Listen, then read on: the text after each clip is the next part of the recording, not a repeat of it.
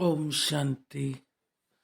14/12/85 मधुबन निवासियों के साथ अव्यक्त बाप दादा की मुलाकात। आज विश्व रचयिता बाप अपने मास्टर रचयिता बच्चों को देख रहे हैं। मास्टर रचयिता अपने रचतापन की स्मृति में कहाँ तक स्थित रहते हैं। आप सभी रचयिता की विशेष पहली रचना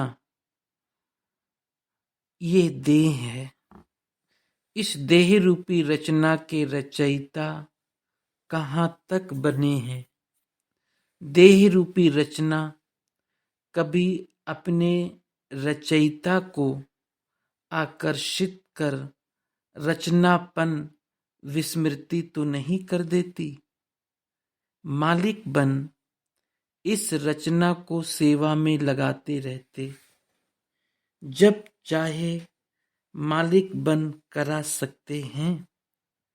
पहले पहले इस देह के मालिकपन का अभ्यास ही प्रकृति का मालिक व विश्व का मालिक बना सकता है।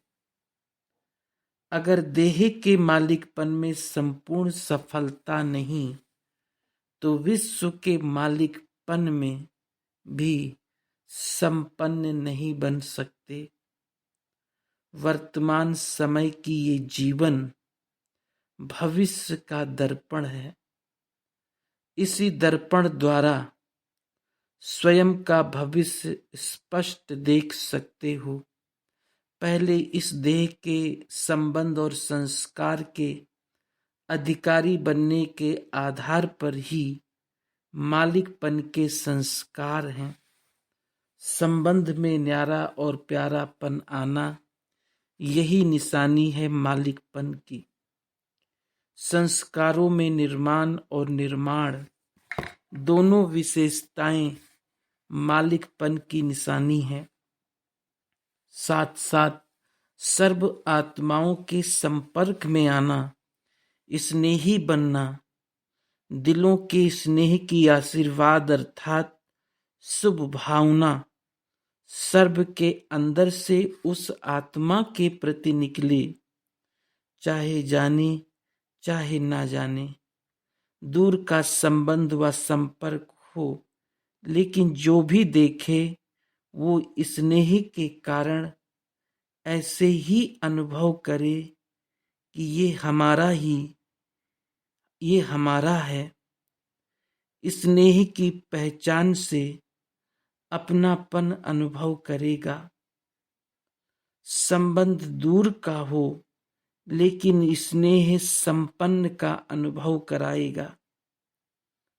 विश्व के मालिक व देह के मालिकपन की अभ्यासी आत्मा की ये भी विशेषता अनुभव में आएगी कि वो जिसके भी संपर्क में आएंगे उसको उस विशेष आत्मा से दातापन की अनुभूति होगी। ये किसी के संकल्प में भी नहीं आ सकता कि ये लेने वाले हैं। उस आत्मा से सुख की, दातापन की व शांति, प्रेम, आनंद, खुशी, सहयोग, हिम्मत, उत्साह, उमंग, किसी न किसी विशेषता के दातापन की अनुभूति होगी। सदा विशाल बुद्धि और विशाल दिल, जिसको आप बड़ी दिल वाले कहते हो, ऐसे अनुभूति होगी। अब इन निशानियों से अपने आप को चेक करो कि क्या बनने वाले हो। दर्पण तो सभी के पास है। जितना स्वयं को स्वयं जान सकते हो उतना और कोई नहीं जान सकते, तो स्वयं को जानो। अच्छा, आज तो मिलने आए हैं, फिर भी सभी आए हैं तो बाप दादा को भी सभी बच्चों का स्नेह के साथ रिगार्ड भी रखना होता है। इसलिए रूह रिहान की मधुबन वाले अपना अधिकार नहीं छोड़ते, फिर भी समीप बैठे हो, बहुत बातों से निश्चिंत बैठे हो। जो बाहर रहते उन्हों को फिर भी मेहनत करनी पड़ती है।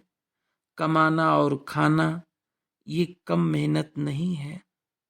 मधुबन में कमाने की चिंता तो नहीं है ना। बाप दादा जानते हैं प्रवृत्ति में रहने वालों को सहन भी करना पड़ता है, सामना भी करना पड़ता है।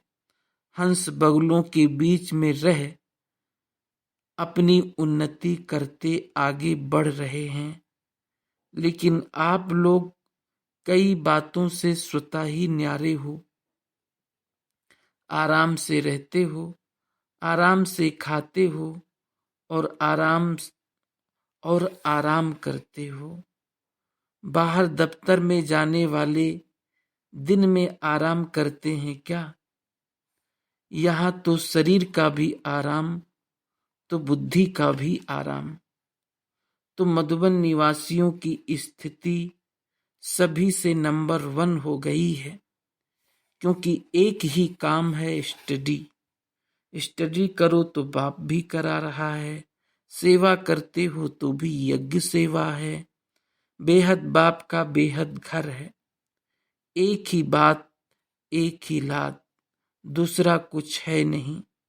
मेरा सेंटर ये भी नहीं, सिर्फ मेरी चार्ज ये नहीं होना चाहिए।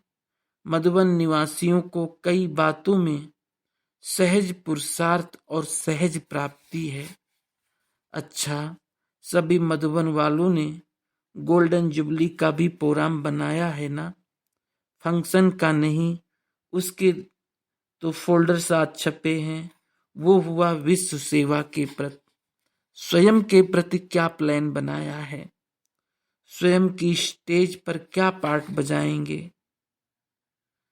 उस स्टेज के तो स्पीकर्स प्रोग्राम भी बना लेते हो।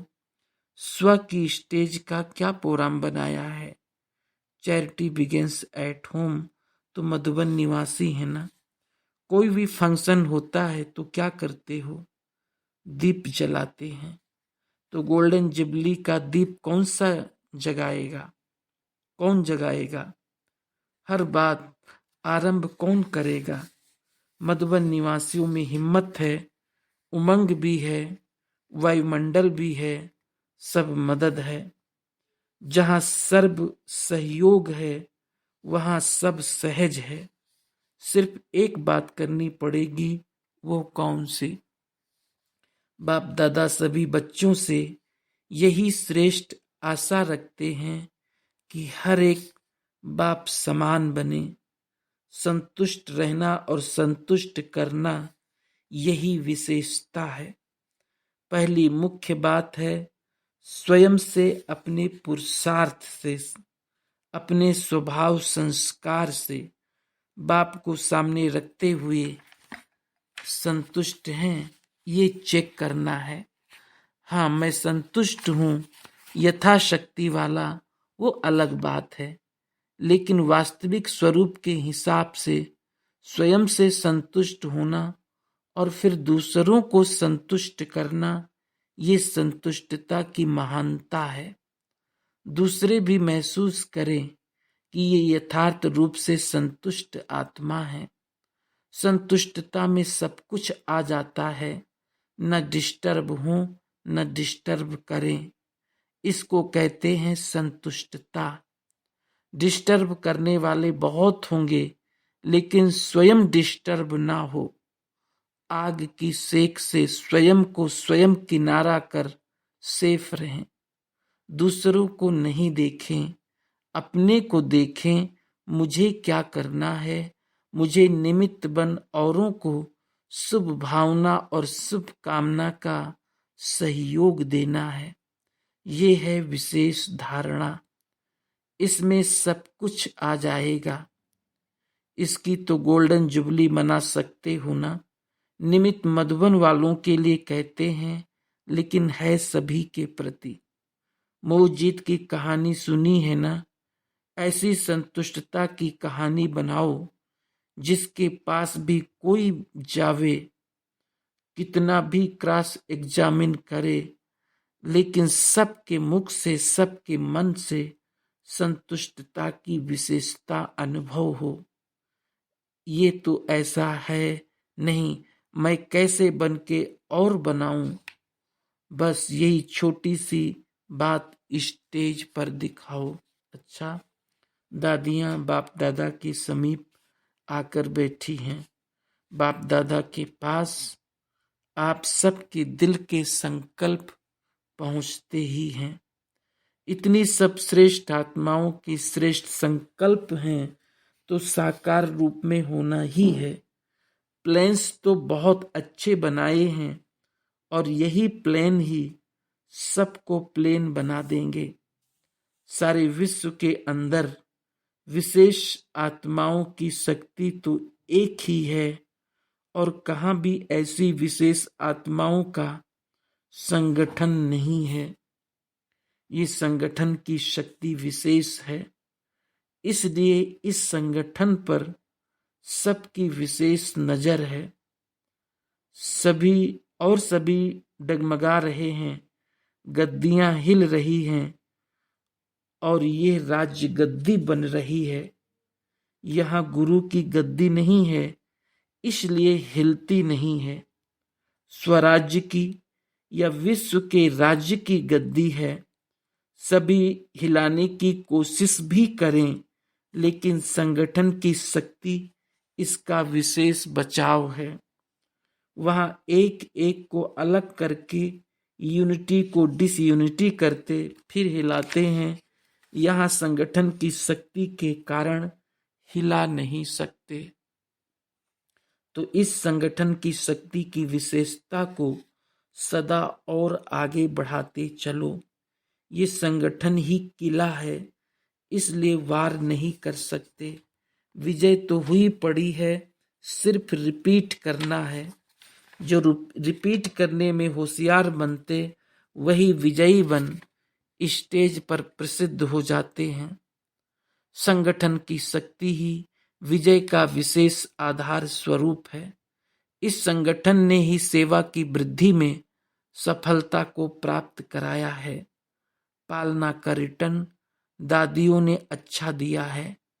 संगठन की शक्ति का आधार क्या है? सिर्फ ये पाठ पक्का हो जाए कि रिगार्ड देना ही रिगार्ड लेना है।